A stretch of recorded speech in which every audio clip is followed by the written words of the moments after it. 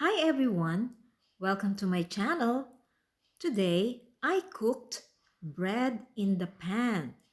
It's so easy. Here are the procedures how I cooked the bread.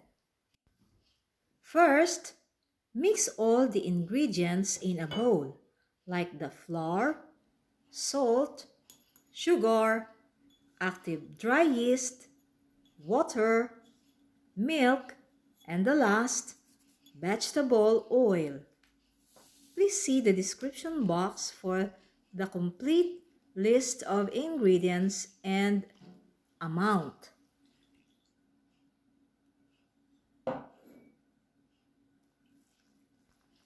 Mix all the ingredients by hand.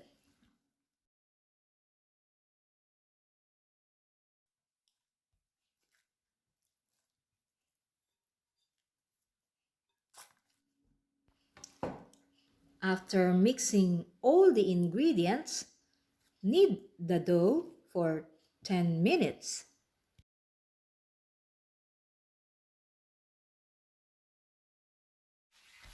Now, it's time for the dough to take a rest.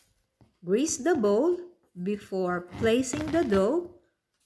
Then, place the dough, cover the bowl with plastic wrap. Let it rest for about 1 to 2 hours or until it doubled its size. When the dough is ready, prepare the kneading table. Dust it with flour and begin stretching the dough using both hands to come up with a wide dough enough to accommodate the filling. This is optional. You may not put filling in this kind of bread. This filling I used are chopped caramelized onions. Now, get an skillet or pan and grease it with oil. Place the first dough and turn on the stove in medium-low heat. Cover the pan and cook the bread for about 20 minutes. Cover the second dough and let it rest.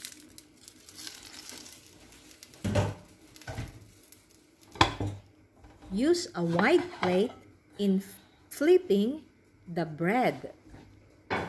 Cook for another 15 minutes the other side of the bread.